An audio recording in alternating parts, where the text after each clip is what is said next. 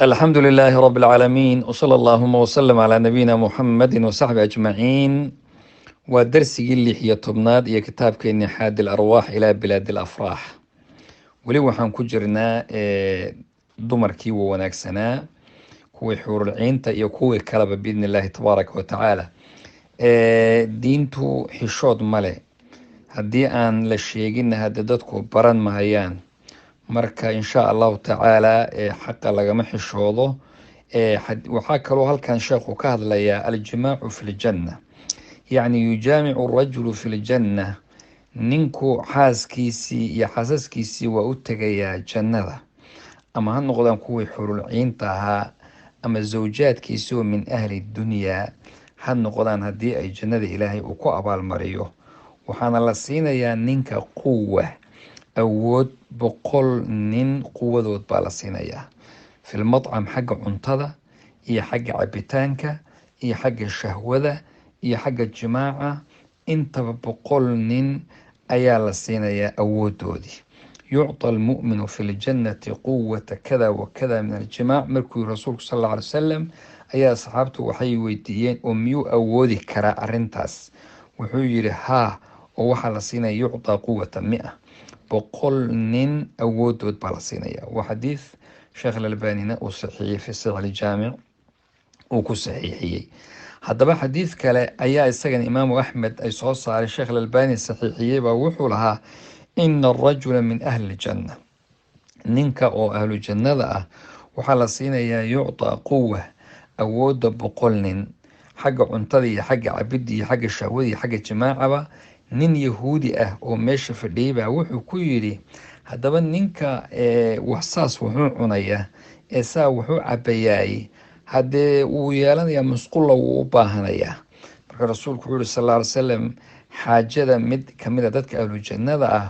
waa uun iyagu hadday musqul u baahdaan waa caraq iyo dhidid unbay noqonayaan dhididkaasoo jirkiisa ka imanaya kaasoo kadib markuu dhididkaas ka yimaadana qofkii wuxuu noqonaya badnigiisii qadamr waxaa weeyaan sida fardaha marka la rabo dee in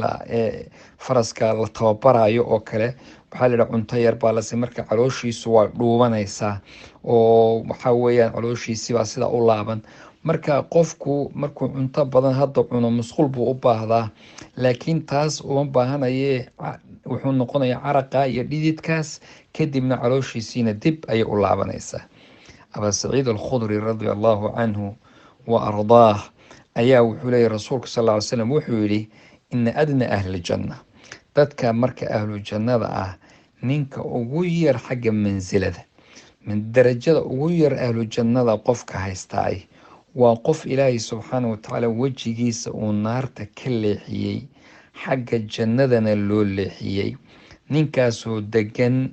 oo maaragtay gurigiisuu gelayaa waxaa usoo gelaya zawjaadkiisii xurulciintii iyo kuwii ilaahay ku arsaaqayba way u imaanayaan waxay dhahayaan ilaahay baa mahad iskale oo noo kaa nooleeyey oo na kaa siiyey isaguna wuxuu odhanayaa aniga waxa lay siiyey wax lamid ah adduunka qof la siiyeyba ma u malaynayo inuu jiro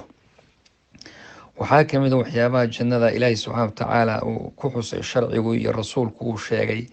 shahiidka ninka shahiidka oo ilaahay darti u shahiiday ninkaas isaga ah wuxuu leeyahay 6 arrimood ayuu helayaa 6daas waxaa kamid a in dembigiisa la dhaafayo yacni awalu dafca min dembi dhiiggiisii ugu horreeyay markii uu dhulka ku dhacaba ilaahay dembigiisa uu dhaafayaa waxaa kamid a jannada wuxuu arkayaa maqcadka iyo booska uu ku leeyahayna wuu arkayaa waxaa laga badbaadinayaa cadaabulqabrigana waa laga badbaadinayaa alfazacu alakbar yacni argagaxa weyn ee qiyaamadana waa laga badbaadinayaa waxaana la dhiga madaxiisa loo saaraya taajulwiqaar yacni waxaa loo saarayaa taaj baa madaxana loogu xidhayaa waxaa loo guurinayaa xagga marka la tagana 72 dumar ah oo xurulciinta abaa shahiidka loo guurinayaa wuxuuna u shafaaco qaadi u ergeynayaa 70 qoyskiisa ana wuu ergeynayaa 70 qof oo qoyskiisa ah ayuu u ergeyn oo cadaabka iyo xumaanta iyo meeshaas uu ka soo saaro isagu intuu ku hagoogto u ergeeyo laga aqbalaya ergadiisa jannada dhexdeeda qiira ma jirto qiira waxaa weeye masayr jannadu ma jiro jannada waxa weeye waa nicmo iyo suruur iyo farxad, boosna kumele baa la yidhahdaa. xiqdi iyo khilli iyo quluubta wax ku jiro kuma laha. maxaa jira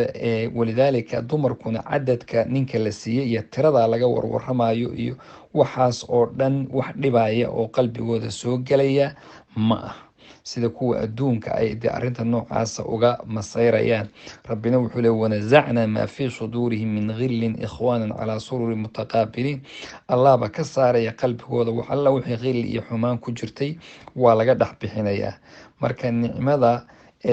ilaahay subxaana watacaala uu siin waxay noqonaya wax alla wixii ay ku fikiraanna way helayaan oo wanaagana alla subxaana watacaala wuu siin, qalbigoodana wax dhaawaca marnaba soo geli maayaan. ninkoodana xilli walba uu joogo isaga indhihiisu indhahoodu isaga unbay ku kooban yihiin. rabbi subxaanahu watacaala inagu arsaaqo wanaagiisa jannada. wallahu aclam.